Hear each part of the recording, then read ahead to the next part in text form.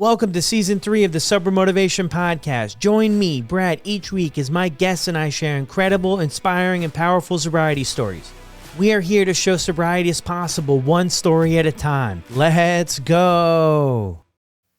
How's it going, everyone? Welcome back to another episode. If it's summer wherever you're at, I hope you're enjoying it, because where I am, it goes quick. So, I heard this quote last week, though. I wanted to share it with all of you. Ever since I heard it, it's stuck with me. Every now and then I'll get a quote that I see or I hear scrolling through reels or whatever it is, and it'll just really hit home. Some of the quotes I've heard before, but it just seems like wherever I'm at in my life, they hit different. It goes like this: the magic you're looking for is in the work you're avoiding. And I think that can ring so true for sobriety. For this journey, alcohol-free life, whatever it is for you, recovery, is that it's not always enjoyable at first, right? That wasn't my experience anyway. I mean, here I am getting sober. I relied on the substances to bring me joy, or so I thought, and to just help me forget about everything else that was going on in my life. And then when I decided to get sober, all of that other stuff that was going on in my life was still there. I mean, there was obviously less consequences and less chaos early on that the alcohol and drugs bring into our lives, but there was still a lot of stuff that had to be worked through. And I hear sometimes too that people get sober and it's just not enjoyable, right? We hit this identity crisis. I mean, who are we? We've been relying on something for so long, and it's not rare to hear 10, 20, 30 years of somebody's life that they were drinking alcohol. And then here you are turning over a new rock and working on living a different way, and not having alcohol to lean on when the emotions get heavy. So it can be a bit rough. But it just hit me that just can relate so much to our journey of sobriety, is that the work we're avoiding.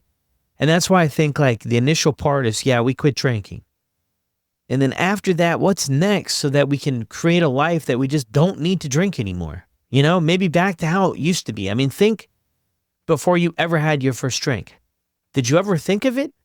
I never did. Before I had my first drink, I never thought when I was a young boy that, oh, I would just love to have a drink. I never thought about it. That only started once I had a drink. And not to say that in my life I've gotten back to a spot where I never want to, but it makes a whole lot less sense to me in today's world to start drinking alcohol again because of all the damaging effects and how it just doesn't improve my life at all. And there's just no benefit for me personally to drink alcohol. But it takes some time to get there. And I think while you're working through the process, this may be something that you could look at with your own life about what's some of the work that I'm avoiding to really embrace maybe a new way of life for you. So I wanted to put that out there for everybody. Incredible episode. As always, guys, thank you for all the support. All the reviews on Apple are incredible. We got a lot more stories coming up. Let me tell you that. We have a ton of stories coming up, a ton of incredible people. I was on vacation for a week, 2 weeks ago, and got a lot of emails and a lot of requests. So I'm doing my best to keep up with everything over here. But as always, thank you guys for sticking with me. In this episode of the podcast, we have Shane, who reflects on a loving childhood that took a dark turn due to severe bullying in middle school, leading him to drink alcohol for the first time. From experimenting with alcohol and drugs in his adolescent years, to facing severe addiction as an adult, including an impactful self-intervention and multiple arrests. Shane's breaking point came in 2011 when he faced serious legal consequences and ultimately found redemption through a faith-based rehabilitation program and the support of his family. Now dedicated to helping others, Shane underscores the importance of community, purpose, and addressing underlying traumas in the journey to recovery. And I want to give everybody a heads up that an attempted suicide is part of Shane's story. And this is Shane's story on the Sober Motivation Podcast. Now let's get to the episode. Welcome back to another episode of the Sober Motivation Podcast. Today we've got Shane with us. How are you? I'm doing great. Thank you for having me here. Awesome. Thank you so much for jumping on the show here and being willing to share your story with all of us. Thank you for giving me the opportunity. Of course. So what was it like for you growing up? You know, my story actually starts pretty differently from a lot of people who have stories that end like mine. Childhood was amazing and fantastic. I grew up in Phoenix, Arizona, in a loving home with two incredible, wonderful parents. I had aunts and uncles and cousins and grandparents. We had a very close, extended family. I did well in school. I played sports. I was in Cub Scouts and Boy Scouts, went on countless camping trips with my dad, and things were actually fantastic. I didn't have a lot of the risk factors that a lot of people have, but everything for me changed right around middle school. And middle school can be a tough time for a lot of people. I was a scared, awkward kid. I desperately wanted to be liked. I wanted to fit in. I wanted to feel like I belonged.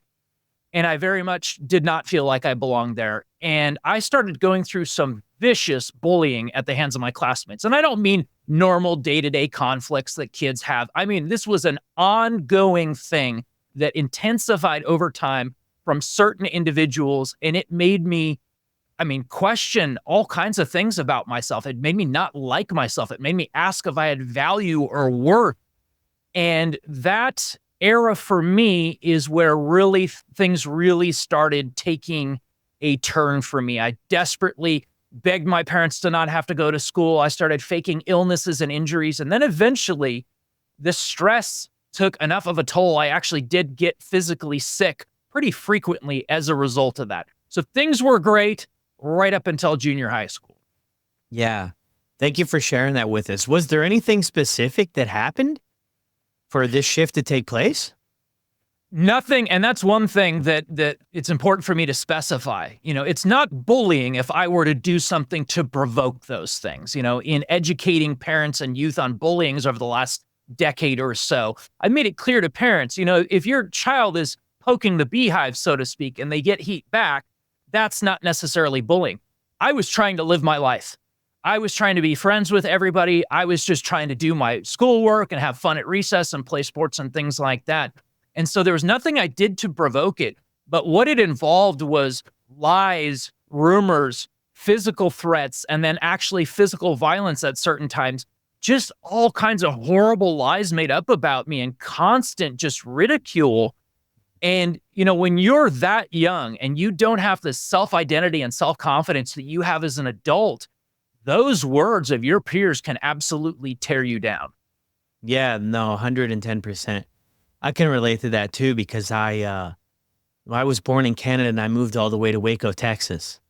And That's a change. Yeah, it was a huge change. And a lot of the things are the same, but there was a big culture shift. And I always remember, I always, for my earlier school years, always had one friend. It was like one other awkward friend, I would say, that I had. And if you saw us apart, you would never think that the two of us would be able to connect. And I struggled with that too, though, because I moved in and everybody had already kind of maybe had their friend groups, from going to like grade 1, grade 2, grade 3. And then when I come into on the scene in grade 4 and 5, everybody was already kind of plugged in. And it was really hard to, already with moving and a lot of other things going on, it was really hard to plug in and definitely experience from that bullying and being excluded. I think that was like one of the things that really hit the hardest, being the last picked in gym class, having to always pair up with the teacher, all of those things, right? Like at the time, it's like, all right, it is what it is. I kind of just shook it off and smiled and, this is just kind of my circumstance, whatever. It's kind of a funny running joke, right? But when I look back, like it's hurtful. It's hurtful to not feel like you're a part of the team in a sense. So throughout this time, right? I'm just kind of picturing it here. It would be ideal for you to have an escape from all of this. And it's almost interesting too, right? Your story there. And a lot of people share that. A lot of when we had over 160 stories here on the podcast. And I would say it's close to an even 50-50 split of things were incredibly great growing up. And then other people share maybe a different story and, still struggle with this stuff, right? So it really goes to show that even if growing up is great, we have a lot of love and a lot of great stuff going on, like we can still get wrapped up in this entire addiction thing. So how do things progress for you from here? Well, eventually that bullying, and that need to fit in, that need to feel accepted led to me trying alcohol for the first time. I was willing to do anything at that age to get what I thought was friendship. I started doing ridiculous stuff in class to try to make people laugh.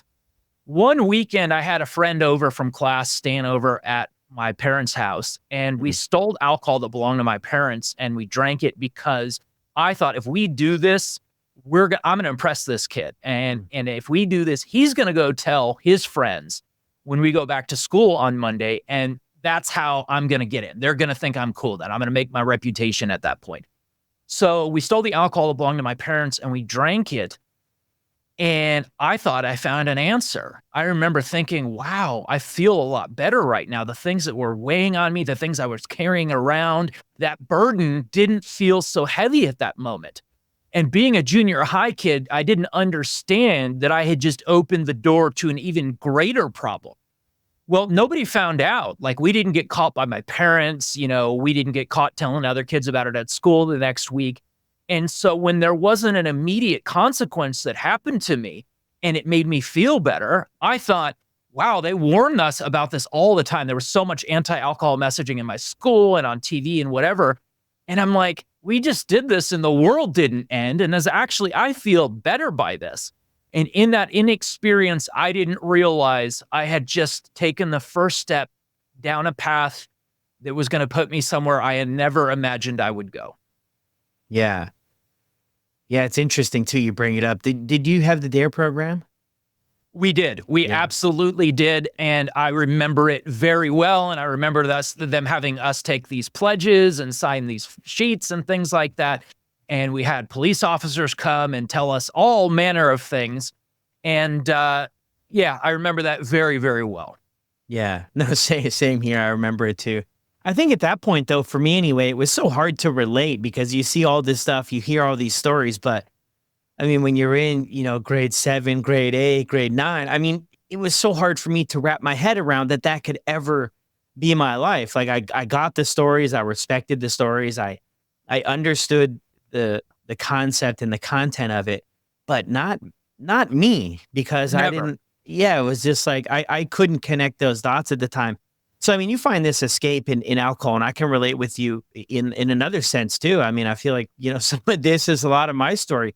I wasn't being accepted for doing what I needed to do. So then I started to be that, kind of class clown guy, getting in Yep. trouble, acting up, just trying to get attention in different ways, which was a whole nother storm. But it was almost like either be ignored and forgotten about or act this way and get seen and deal with the consequences from the school, the administrators, and my parents as well, like wondering, what the heck is going on? Why are you getting in trouble, in school suspension? I mean, I remember in grade 6 and 7, as middle school started, I would get in school suspension and be the only person sitting in there. And I would like occasionally think to myself, like, what in the heck is going on here?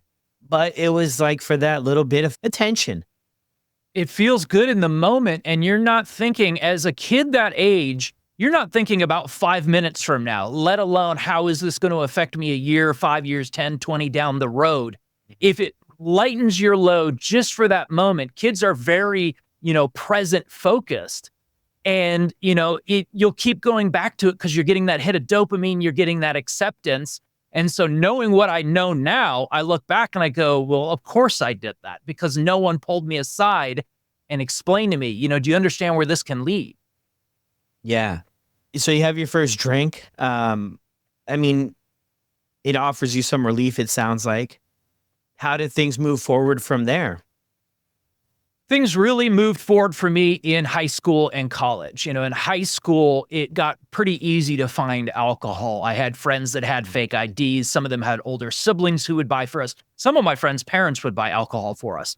And so it became a much more frequent thing. As a matter of fact, I got caught in my junior year of high school, a kid at school who got in trouble let the administration know that I had a bottle of Jack Daniels in my closet at home. It was one of those things where if you tell us what you know about other students, you're going to get less of a suspension. It's similar to what sometimes happens with law enforcement. And I got in-school suspension just like you were talking about. This was me in high school a little bit later. And that wasn't enough to get me to stop. What really would have helped at that time is somebody having a conversation with me and sitting down and being like, this is really starting to affect you. And because prior to that, I got really great grades up to and including junior high school. So, junior year, I was drinking a lot more frequently, tried marijuana for the first time. And then as a college freshman, I was smoking weed probably about every day, just about every day, drinking alcohol pretty frequently. And that lowered inhibition from those substances opened a door for me that I had a really hard time closing. I ended up getting some opioid painkillers from someone that lived in my dorm who had a sports injury and had surgery and got prescribed opioid painkillers. Now, this was the 90s, so it's not like now where they'll just prescribe you 3 to 5 days and you got to keep coming back to get it refilled. This is like a 30, 60, 90-day prescription. And I said, you know what? I'll buy that off you, because he didn't like how it made him feel. And so I knew exactly how they made me feel. And I was through that bottle very rapidly. Ended up going to him and going, hey, do you think you can get a refill? He got a refill. He got another refill, and he got another refill. And as you probably know, with opioids, it does not take very long for that dependency to begin. That opened the floodgates, and I ended up a few years after college. I somehow graduated. I don't know how. Being someone who was not only struggling with alcohol, smoking weed, and struggling with pills, I became someone that was using cocaine, crystal meth, and heroin. Drugs that I told everyone that would listen, oh, I'm never going to do those things. I'm not like those people. And there I was, struggling with 3 drugs I swore to myself I was never going to do. And that began an absolute chaotic period in my life, probably the ugliest 10 years of my entire life, shortly after college.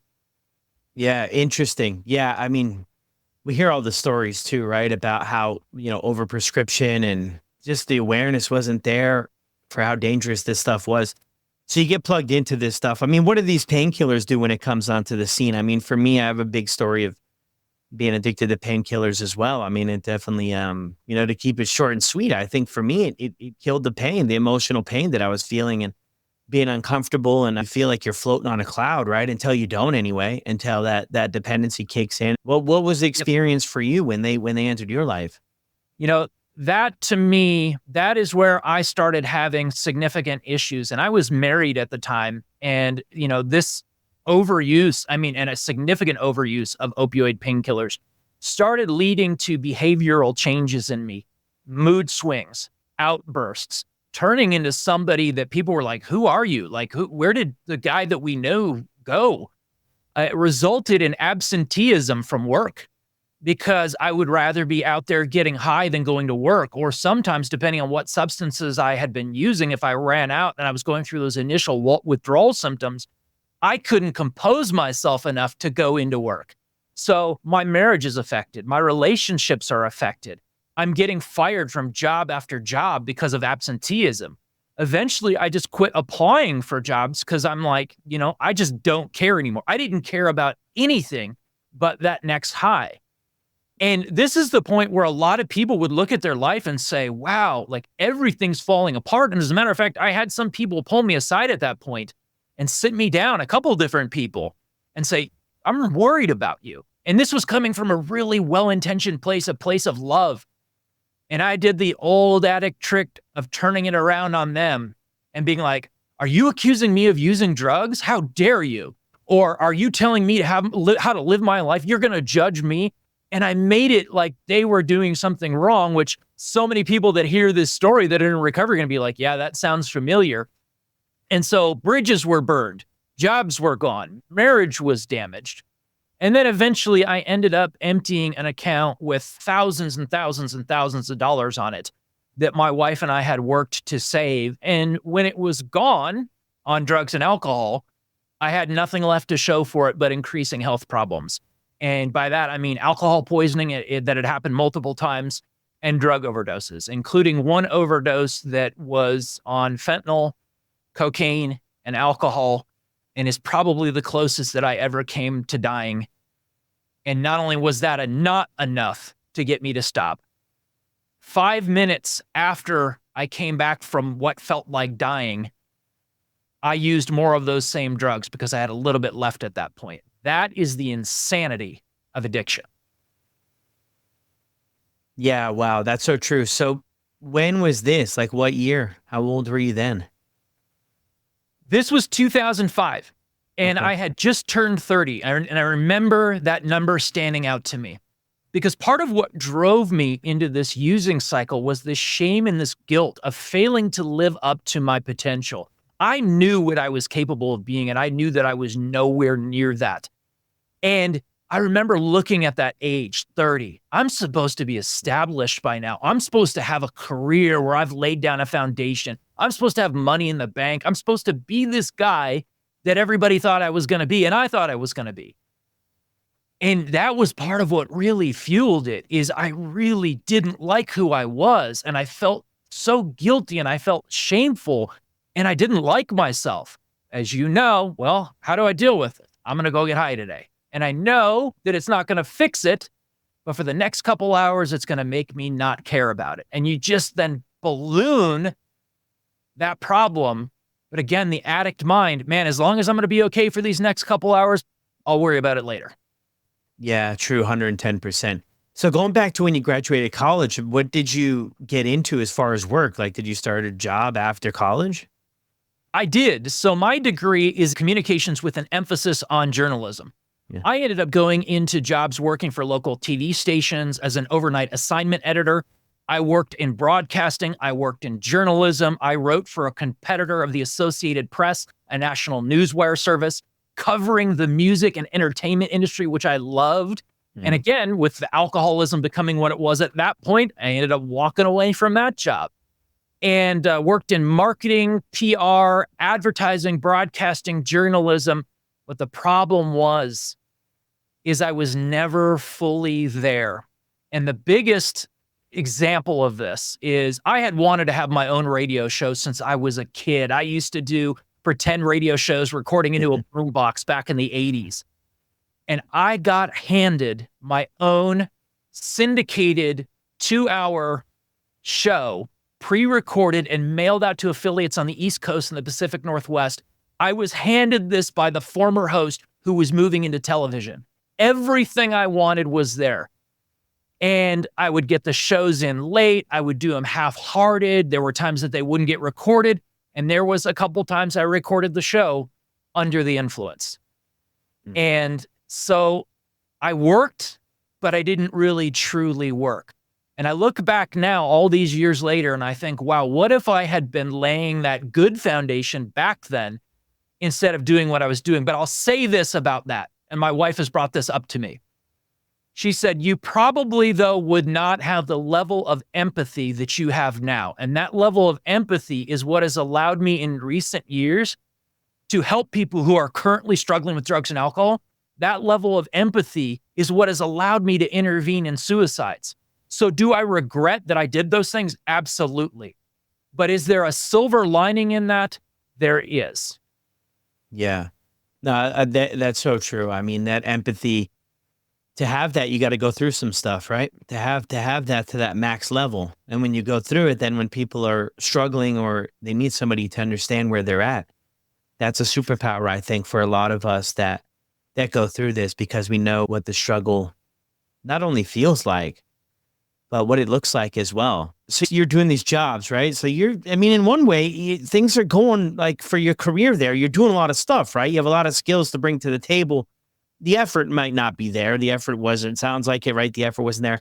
And you meet your wife at this time, or, you guys started dating or stuff. How did that look? I mean, I'm just thinking here, this picture you're sharing, right? Meth, drinking's a problem, pills, heroin, cocaine. How do you get a relationship started and how do you keep one going?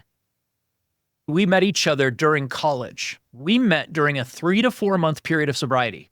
There was a 3 to 4 month period where I quit drinking and using entirely, which I tried several times. I wanted to. All along through this story, I wanted to stop. And there were various points where I attempted to do it and it would last for a little while. And eventually I would inevitably end up giving back in. She saw the real person. She saw who I am sober, and we fell in love together. And a few months into the relationship, I started drinking and using again. I started lying about it and covering it up. And I did a really good job of hiding it for a long time.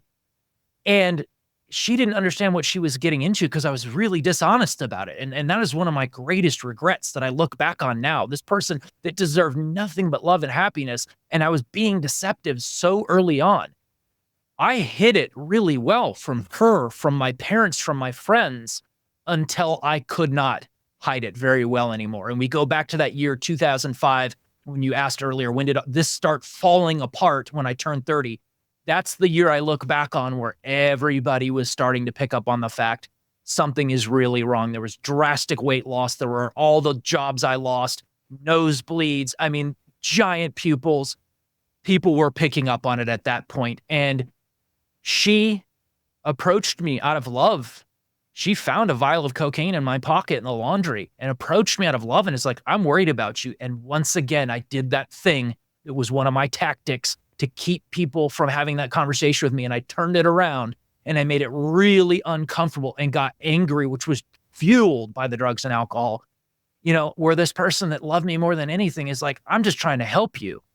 And I denied, and I said it was something else. And it fell apart at that point. But oddly enough, that was 2005. I didn't get sober for the final really lengthy time until 2011. Yeah, okay. So you did have times where you were able to get sober. What were you plugging into when the things worked? I mean, were you checking out meetings, or was there something you were doing, or just kind of figuring it out on your own? In late 2005, I went to treatment at a local facility. I actually sat my family down one day. I self-intervened. I was on a really bad coke come down, and I'm like, I need to tell someone right now before I lose the nerve to do this. I picked up the phone. I tried to call someone. They didn't answer. I tried again. They didn't answer. It took like 6 or 7 phone calls. I'm like, I'm about to lose the nerve to say these words. I am an addict. I need help. Finally got someone on the phone. I think it may have been my dad. And I was like, I got to get these words out before I change my mind on doing this. Ended up calling together a few family members and a few friends later that day. I mean, they loved me enough that a couple hours later, they're like, what do you need from us? When we sat down and I told them everything. And I got into treatment in 2005 and went to treatment for 30 days, did really well, absolute all-star in treatment. But I feel like it's easy to be an all-star for those 30 days. It's when you get back out and real life hits you in the face. I started doing meetings, I got a sponsor, I was working my steps, and I was sober for about 9 months at that point. But my biggest enemy creeped up on me, and that was complacency. After about 9 months, I was like, I can have a beer. And this is another thing. So many people are going to hear this and go, wow, does that sound familiar? You know what? I can have a beer, like 1 or 2, and I'm just going to leave it at that. And sure, I could do that for a day or 2 days, but on day 3, it's going to become 8. Day 5, it's going to become a case. And on day 7, after the case, I'm like, I think I remember my old dealer's phone number. And I'm off and running again. And so that time I actually got professional help and I was going to meetings. There were other various points between then and 2011 when it finally stuck that I tried cold turkey. I tried so many different things on my own. And it would work for a month or a few months or whatever, but inevitably it would end up falling apart. And almost every time, it was the combination of the stress of life and that complacency of, I can have a drink. The thing that led to every relapse was, I can have a drink. I can't. Yeah, great point there, because, so many people can relate to that, right? I mean, what's the harm in one drink? Like, really, what's the harm? And the wildest thing you bring up there is, like, on day 1 and 2, it works out. I mean, when I go back to my story, like, I wasn't happy with it that I had to stop at 1 or 2, but I could do it. Like, I could force myself to do it and just have no more at the end of the day and go to bed or whatever, distract myself. But it's like, once you let it back in, it just starts doing push-ups again, and it just starts wearing on you. And then I feel like every time we go into it about, just this or try this or do that, it's easier to say yes the next time. It's easier to say yes the next time. And then that snowball takes effect. And then it gets back to, like, sort of one thing I talk a lot about. And really, for me, it wasn't even about the drugs or alcohol. I was struggling long before in my life with a lot of stuff before I ever picked up drugs and alcohol. And it helped out when it did. But what happened towards the end is all the problems that it might have been helping me out with some point it was creating a ton more problems. And the manageability and my ability to keep it all together, it was impossible. It was really impossible. But I mean, it's great there in the story where you reach out to your family. I mean, did this take them by surprise, or did your parents and your other family members have some idea that something was going on, or had you talked with them before about it? My wife and my friends were all like, yeah, we knew. Like, it wasn't a surprise. They're like, welcome. We're glad you're here. We're glad that you've caught up with what we've been saying to you for a long time. My parents, to this day, my mom says there's only one time I saw you that I knew you were under the influence. And I was under the influence around her multiple times. Mm. I think part of it was maybe a little bit of denial on their part.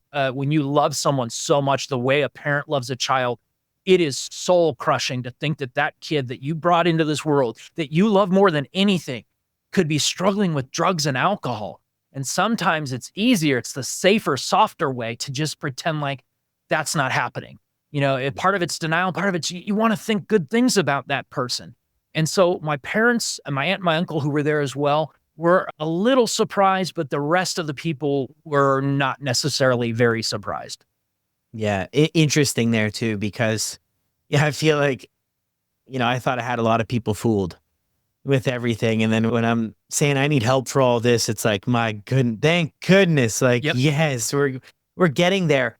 It's just interesting too, you bring that up, right? Because parent, loves children. I've got 3 children, and I mean, of course, they're everything.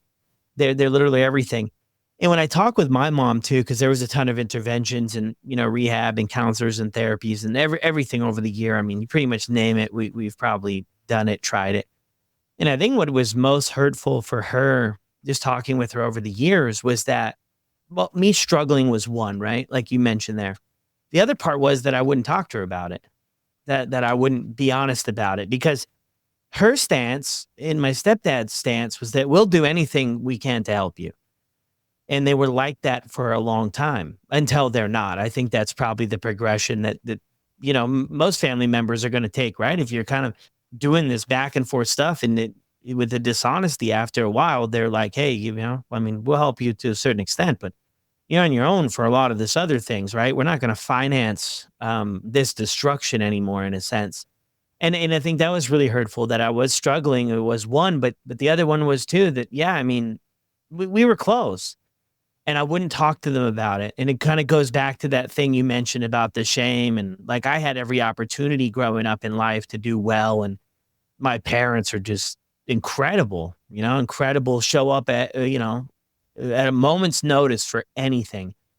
And here I was, carrying around all this guilt and shame about, like, man, I've like completely let them down. Like, I would just think to myself, man, if they only knew, the pickle I was in, or how this thing progressed. And like, when I look back, and I always suggest to people, talk with somebody about it, even if you're struggling, find a safe person that you can talk to, because not saying it would have changed the outcome for me, but I was on my own for so long, just dealing with this thing quietly, trying to figure it out. And I think that probably carried it on maybe longer than it needed to. If I would have just been like, I don't have anything figured out, I'm really in this thing. Because like, even when you mentioned, I mean, progression for me was always the drinking.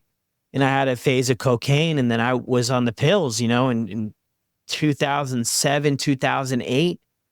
And shortly after that, they dried up. And me and everybody I knew anyway, we went to doing heroin.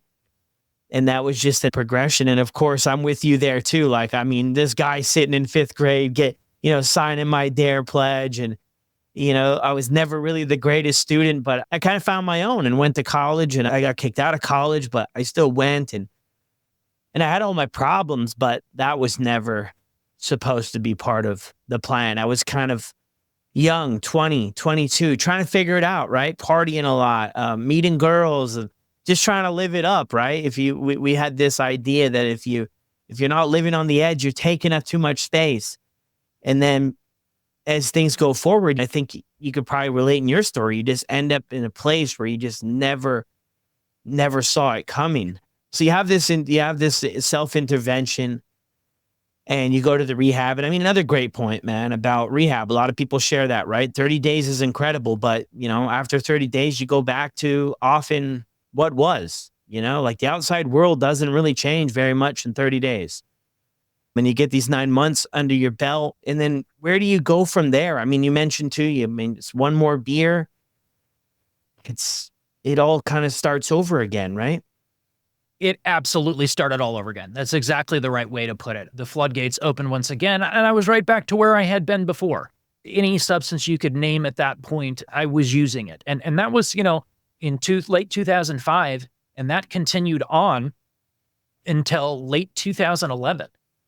And late 2011, November, I remember it was right around Thanksgiving, and it was exactly 1 month after I had had another birthday. For some reason, it was always between my birthday and Christmas, things always intensified. Winters were really hard for me. The holidays were really hard for me. And, what was already an excessive amount of drugs and alcohol became even more. And I reached a point where I was like, I'm never going to come back from this. I have wasted too much time. I'm in my mid-30s. I've created so much damage that I'm never going to repair that, whether it's physically, mentally, spiritually, emotionally, socially, vocationally, whatever. I have damaged so many relationships. It's over. I'm done now. And I was just tired, and I was so run down.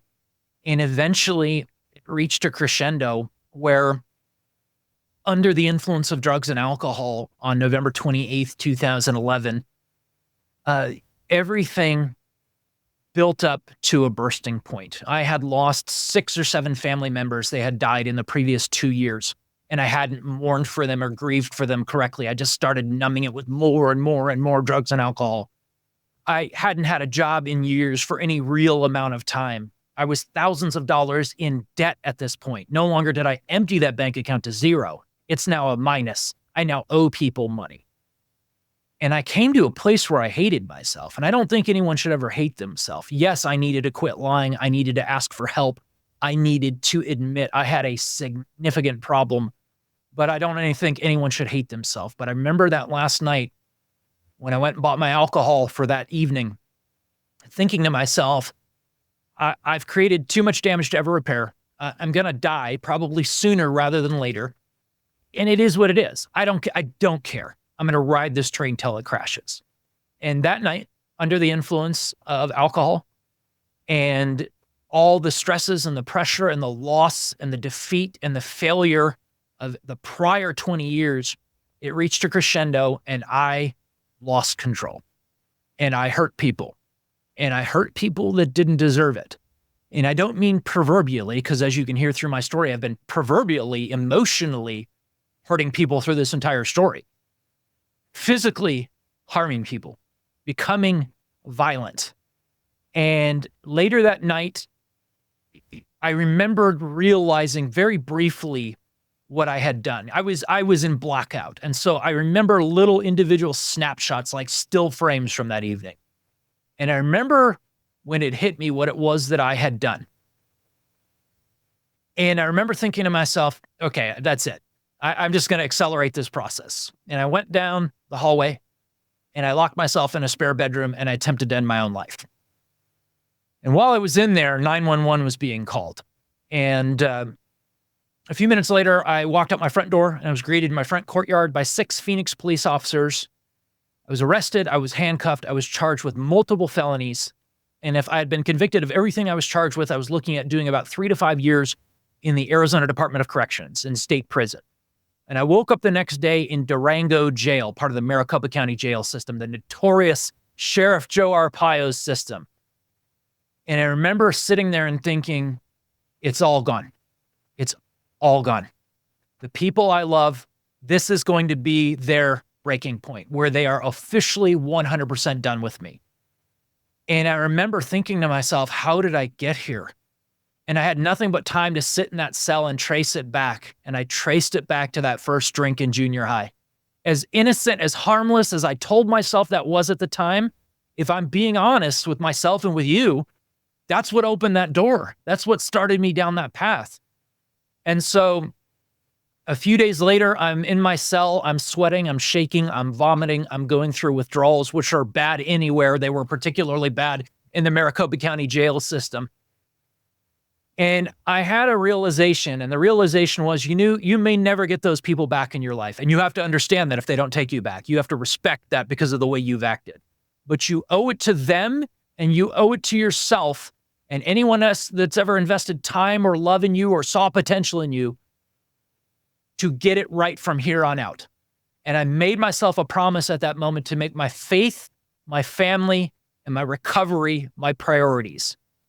And as someone who had been breaking promises for a very, very long time, I finally made a promise and I finally kept it. That's where it all came crashing down, November 28th, 2011. So I count the 29th as my recovery date. Wow. Thank you for sharing that. Is that the first time that you were arrested throughout your life? No, I was arrested the exact same calendar day, November 28th, 3 years prior. As I mentioned to you when I started telling this section of the story, things got even worse for me around the holidays. November 28th, I don't know what it is about that date. There's no calendar significance to me. But 3 years prior, I had been arrested for under the influence, behaving violently, for criminal damage on my own home, for losing control. There's a moment where most people, that first arrest a few years prior, there's an opportunity gift wrapped and handed to me by life to take and go, okay, I get it. I should probably stop. And again, that wasn't enough to get me to stop. And people who have not faced these struggles hear all these opportunities where I could have quit and should have quit, and they don't understand it. But those in recovery know how damaged your thinking is by drugs and alcohol. And you can have something right there in front of your face that the rest of the world is saying to you, do you not see this? And you're missing it entirely. So yeah, I had been arrested one time prior, 3 years before. Yeah. So you mentioned something there too that stood out to me. If you're being honest with yourself and you reflect back to that first drink in junior high, and you said that it opened the door. Like, what in a sense did it open the door to for you? Becoming less afraid of drugs and alcohol, becoming more curious about drugs and alcohol. I didn't wake up one day randomly just doing heroin out of nowhere. I got there one choice at a time, one step at a time, and one decision at a time. And it was like this stair-step progression. Every substance led to something a little bit more dangerous and a little bit more intense. And it began with alcohol. And when alcohol didn't create an immediate catastrophe in my life, I started going, wonder what else is not as dangerous as I've been told it is. Because I was waiting for an instant consequence. You know, you're a kid. We talked earlier, when you're in junior high, you live in that very moment, the present. Well, when a lightning bolt didn't come down and hit me because I stole alcohol and drank it, I thought, shoot, this is not a big deal. What about this other thing? And when I went and did that other thing, and there was no immediate consequence, I continued on with that progression. What I didn't understand is there is a consequence. There is a price to pay for every negative or unhealthy decision we make in life, but they don't always happen right away. We don't always notice them right away. And sometimes they show up years later and they catch back up with us. And that's one of the things in what I do now for a living, using my experience to help others. That's a big point that I make when I talk to youth, is what I just said about consequences and unhealthy choices. Yeah, I can relate to that 110%. Yeah. When I ended up getting sober, I had sold drugs to an undercover police officer, 3 occasions.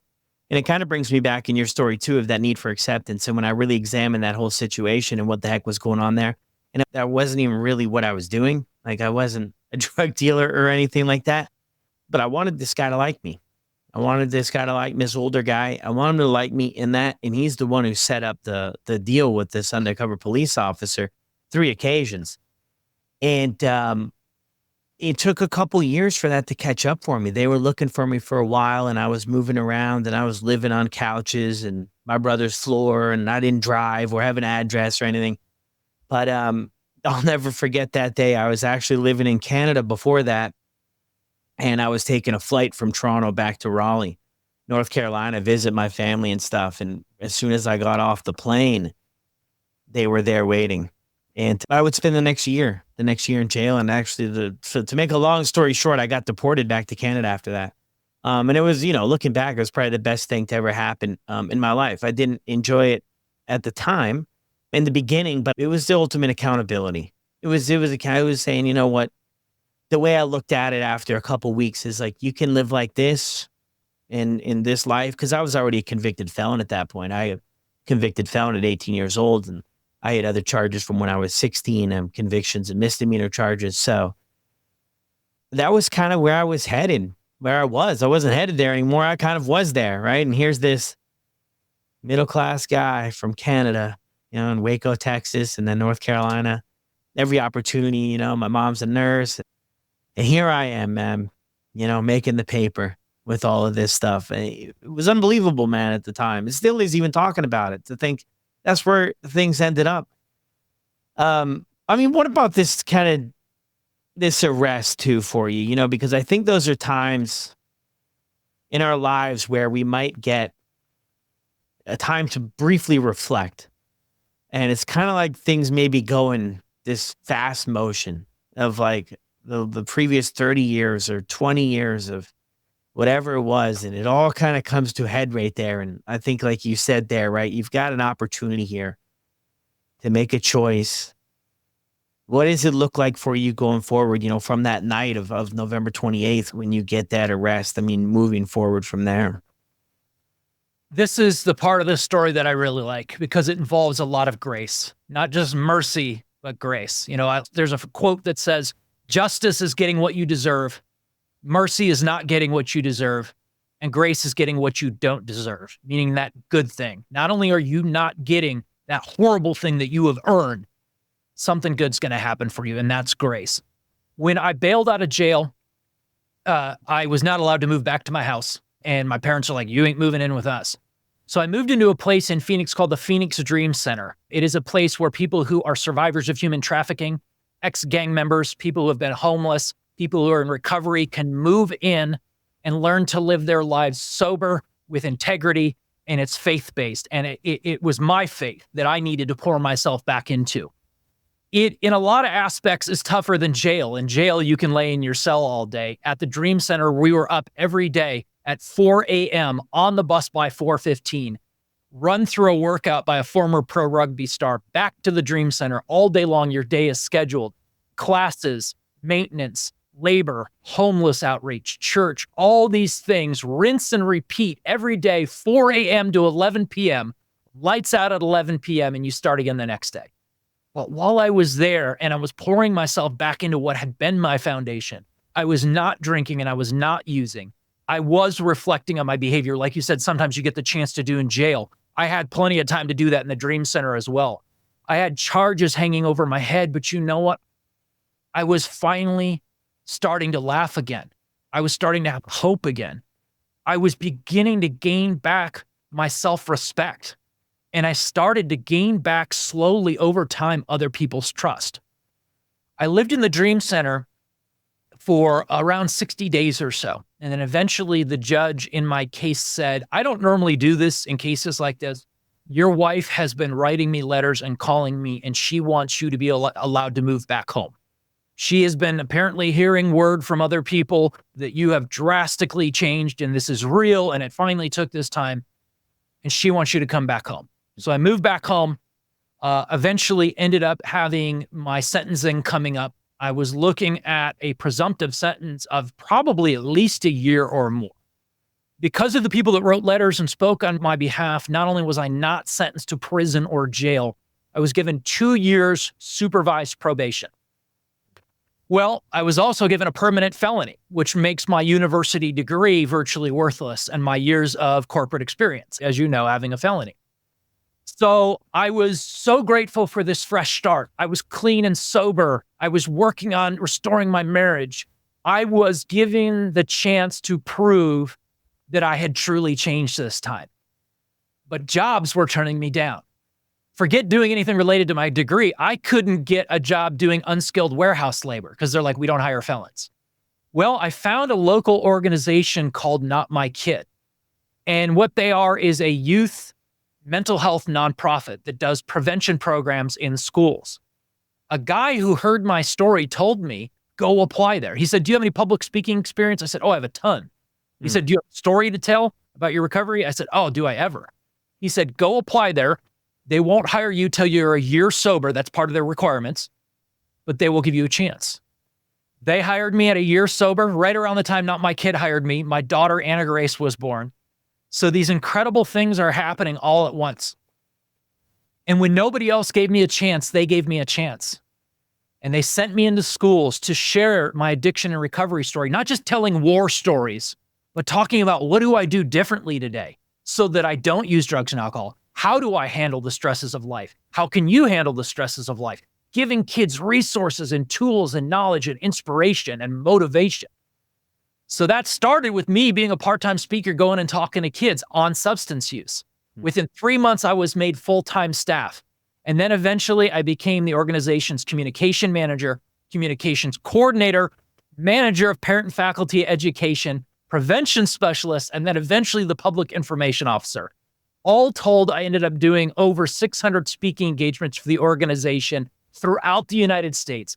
Got to do over 150 TV interviews on behavioral health topics. Got to be on the Today Show, Good Day New York, Kansas City Live. And most importantly, I got to use my experiences and the knowledge that I gained through those experiences to help kids not go down that same path, to help kids who had already started using drugs and alcohol, and to intervene and prevent suicides. And suicide prevention is another topic that I speak on today as part of my LLC, Silver Ladder. So I was with Not My Kid for 9 years. I did that. I left about 2 years ago, and I'm continuing doing the same things, mental health education and support. Wow, love that, man. And it's such important work. And I think about a lot of the messages that I heard growing up. I mean, we always had people come into the high school and, share the stories about how bad it got. But we talked about it before. It's if you're not there, and even if you're started early in the journey, I mean, it's terribly hard to connect. And you mentioned it too, right? I only thought till Friday night. So it was great that these things take time and in the snowball, really picks up speed. But I mean, I could never relate with it. And, what I was thinking about is that putting stuff out there for people that if you do get stuck in this, how in the heck can we raise our hands a little bit sooner? Once we see a lot of people say writing on the wall. Once we see that, right? Once you get that first arrest or you start to experience those consequences, to let people know that, hey, you know what? Like a lot of us are out there. We've been through this, drugs and alcohol aside, we're good people. And we can do a lot of good, but this one thing has gotten in our way. And it's okay if it's gotten in your way. And, when I reflect back, and I don't remember every conversation or every seminar that we held in the gym, but I think it was always hammered. Don't do it. Just, you see the egg hitting the frying pan. Just don't do it. And I mean, that's great. A lot of people, they're never going to go down this path and it's going to be gravy. That's going to hit home. It scared them straight. It worked. It connected with them. And then I'm thinking there's going to be guys like us, right? Who we heard all those things and years later, here we are. And we've really, really struggled reaching out for that help. I think that's such an important mission out there, is to let people know that, you can't turn it around. And two, I'm with you, man, on being a convicted felon. I remember, my early days, 18, I'm applying at Bojangles. I'm applying at Burger King. I'm applying at McDonald's, and right on the paperwork, you convicted felon. Okay, check this box. And you sit around and you put out 50 resumes and you wait for the phone to ring. And on the other hand, I've got my probation officer who's like, okay, well, you got to start doing jail weekends and you have to pay, I had to pay $60 a week to be on probation. And here you can't get a job. And I know things have changed a lot since then. I think I hear a lot of people share here's a list of organizations that hire people. And, so I think that's really good, but it's tough. But I mean, what a great opportunity that you had there. You've brought up here throughout the episode sometimes about faith. I mean, what is that all about?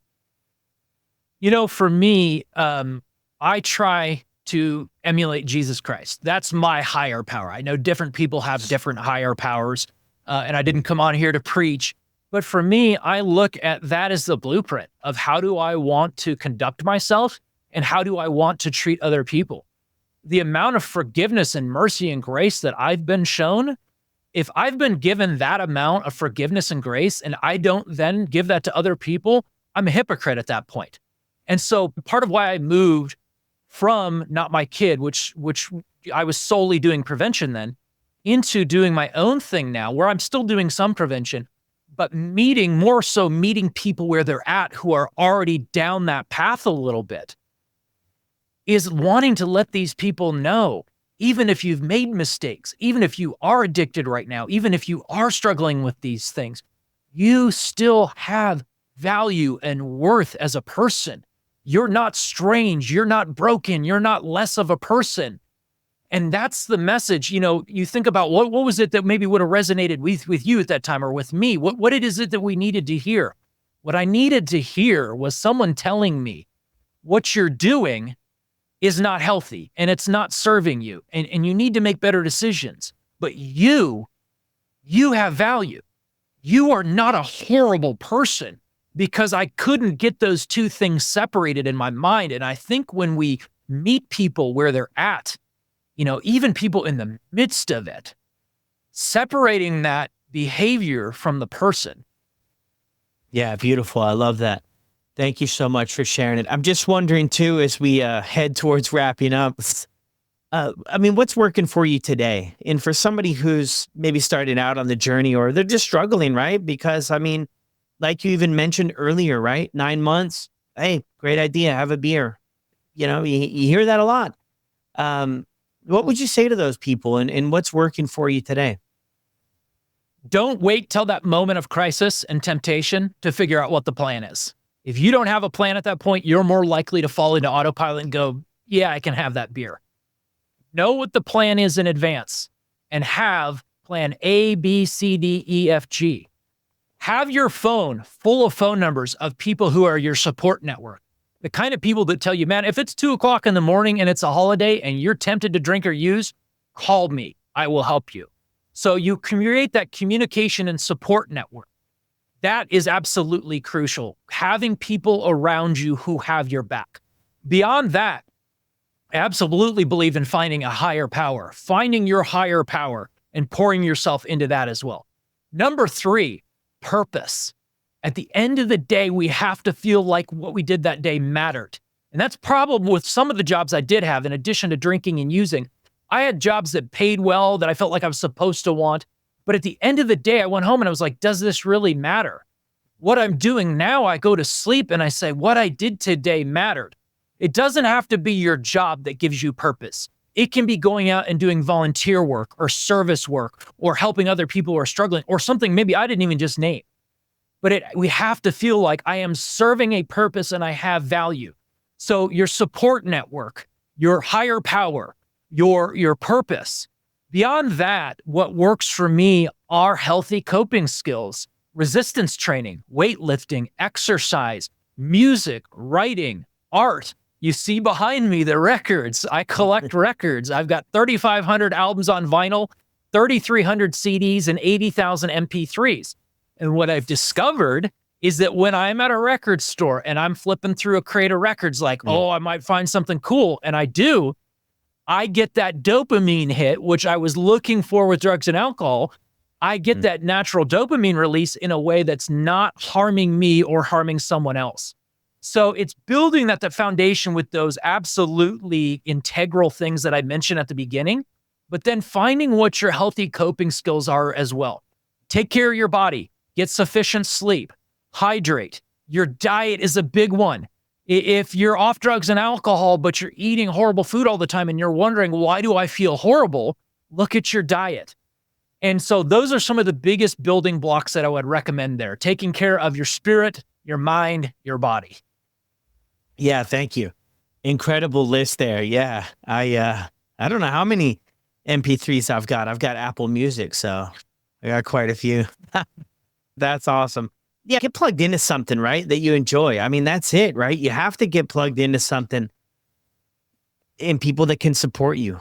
and I always come back to this in so many different conversations, is that I think, me personally, I think this is a lot less about drugs and alcohol than we think when we're first starting. Because you talk to that person that's new, that's right now, that's front and center, the drugs, the alcohol. And then you remove that and it's like, all right, well, here I am.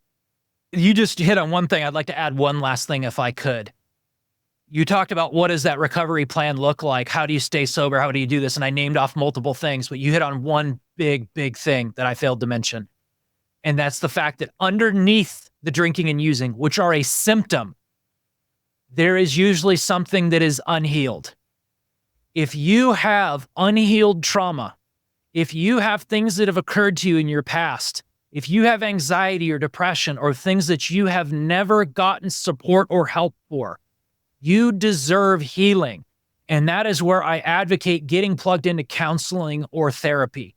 Do not fight that battle alone. And you said it, and you're so right. It's not necessarily about the drugs and alcohol. It's about what is underneath that spurred that on. And so get professional help. Yeah, 110%. Because we always look back at the stories, right? About a lot of people, I'm sure in junior high, they had a beer, they had a shot, they had a drink, like countless people did. But if we fast forward to their life 20 years later or 10 years later, they don't end up where it ended up for us. And I think that that's extremely important, that we got to dig a little bit further. Look, Shane, I appreciate you so much. Any closing thoughts before we sign off? I'm just going to echo the last thing I said one more time. If anybody hearing this is in the midst of it yourself right now, if you are struggling, if you are thinking about, can I get sober? Is this possible? Is it too late? Am I too late in the game? If you still have a heartbeat and you're still breathing, it is not too late in the game. Do not fight your battles alone. Whatever you've done in the past, do not convince yourself that you are past the point of making it happen. I have met people in their 50s and their 60s that tried and tried and tried, and eventually something clicked for them. You have value and worth as a person. Speak up, even if it's just to a friend. Don't fight your battles alone. Yeah, so powerful there. And I even think, too, you're never too early to shut it down, to quit. I'm hearing a lot of people that are getting ahead of this thing before it really takes a hold of them. And I think that's incredible. I think that is so inspiring and motivating on both ends to say, you know what, I'm recognizing this is impacting my life and preventing me from who I want to be, who I can be in my relationships, in my life. And I'm going to shut it down. I'm going to take a break and see what's really going on here. And like you said, too, people that are further down in their story, that, yeah, man, you hear it all. It's so possible to really make a comeback from this, get sober, and live your best life. Thanks again, Shane. Thank you. Well, there it is, everyone. Another incredible episode. As always, I'll drop Shane's contact information for his Instagram down in the show notes below. If you have yet to leave a review on Apple or Spotify, jump right over there. Leave a review. 5 stars, of course. And I'll see you on the next one.